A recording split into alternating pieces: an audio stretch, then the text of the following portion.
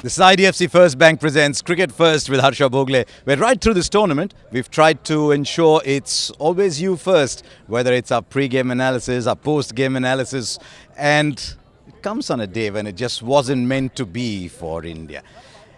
It's not a day when you look back and say what went wrong. It's a day when you bow to the opposition and say, you know what, they had very little in the bank and they made the most of it. And you've got to say Matt Henry, Trent Boult, Lockie Ferguson, Mitch Santner, I thought they did a magnificent job. India started favourites. It was a total that was very, very gettable.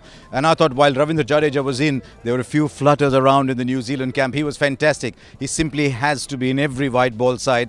Ideally, batting at number 7, he's got to make a home for himself there.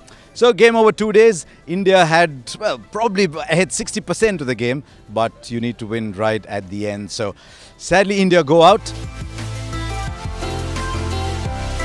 But there is another semi-final. New Zealand in the final. Who would have thought that when the tournament started? But who do they play? Australia? Do they play England?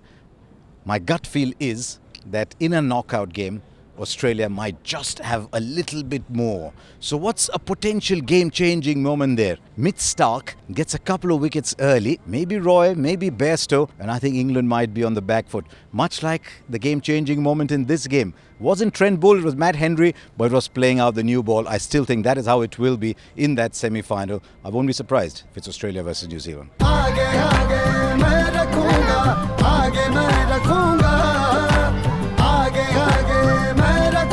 For those who've always put others first, here's a bank that puts you first. Introducing IDFC First Bank. Open a savings account and get up to 7% interest. IDFC First Bank. Always you first.